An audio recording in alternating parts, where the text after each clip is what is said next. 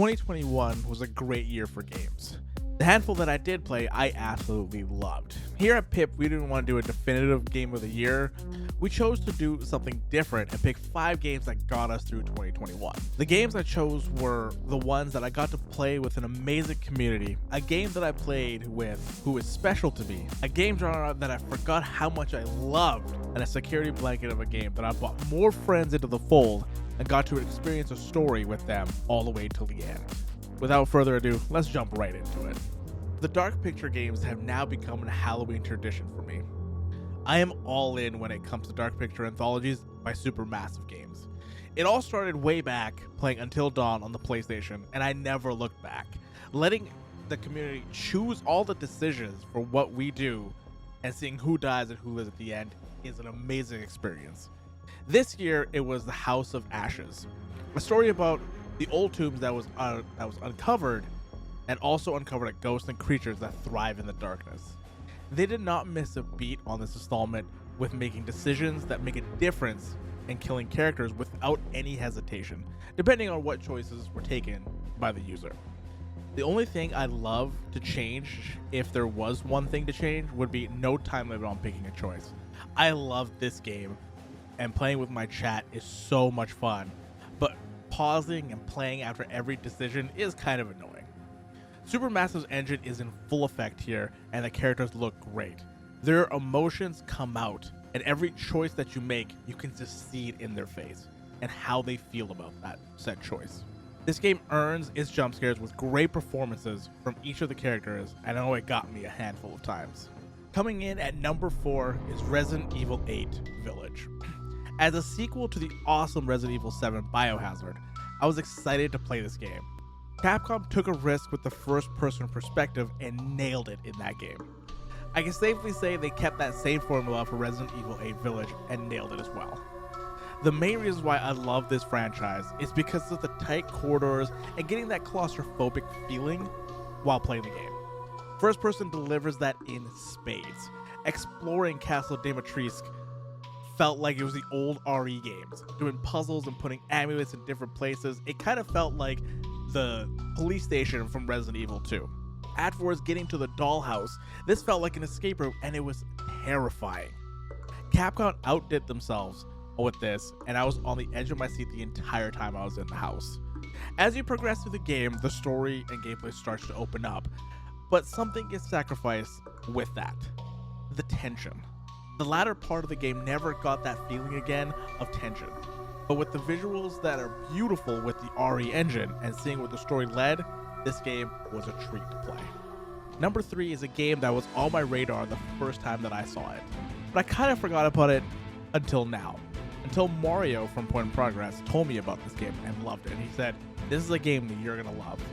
I'm a sucker when it comes to old school Zelda isometric dungeon crawlers. This one is about a bird that is reaping souls for the Reaper, traveling to different biomes. Great enemy design and an art style to die for are just some of the things that make Death's Door special. I loved this game. The quick, witty writing is a great addition, the combat being challenging enough to have that feeling of one more time. I'm going to try that boss one more time. It is a special game that came out this year, and a day has not passed since I've played it where I don't think about it and thinking I want to go in 100% this game. For a person that loves old school Zelda isometric games, this is a no-brainer. Coming in at number 2 for my game of the year is Hazelites It Takes Two. I first played a Hazelight game called A Way Out last year. It's a co-op game that's done really well, doing things independently and doing stuff together with a good mix. This year, they released It Takes Two, a lighthearted game which takes the same formula but builds upon it. In my opinion, this is Hazelight's coming out party. I spent this adventure with someone special, and we both had smiles on our face the entire time. It's a story about love, about getting through the rough times, and working together to fix what is already broken. Going from a side-scrolling game to a Street Fighter one-on-one fighting game to platforming and running around from hazards and from different enemies. It's a great 2-person puzzle game that really makes you think. They perfected this formula with this game, and I'm honestly really excited to see what they come up with in the future. My number one game for 2021 is Final Fantasy XIV Endwalker. I've been playing Final Fantasy XIV for about 8 years now, since the release of A Realm Reborn. Square Enix has outdone themselves year after year, expansion after expansion. Coming in hot after the master class of Shadowbringers, Endwalker was released this year. This time, instead of playing alone, I got half a point in progress to come join me on this amazing journey, and it's been one of the best decisions I've made. We've experienced all the lows of this game and all the highs of each expansion. So many tears were shed for characters that we loved and cared for. We cheered when we took down foes we hated and needed to for the good of the star. With the release of Endwalker, it was not going to be anything different, except we were finally getting a conclusion to a story we've been experiencing for so long. Something that I've had with me for 8 years. Final Fantasy XIV is a game that every RPG player needs to play.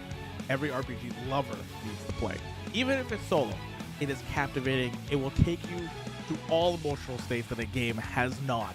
I applaud everybody over at Square Enix and Yoshi P's team especially for crafting something that I will remember for my entire life and experience something most people won't because it's in an MMO wrapper. It's been a weird year for games this year with everything going on in the world, but honestly, it's been a good one. These games have really made my 2021 better, and I'm glad that I've got to experience these with people that I love or just by myself. And I can't wait to see what's next. Thank you for an awesome 2021, and let's see what 2022 holds. Until then, see you guys in the next video.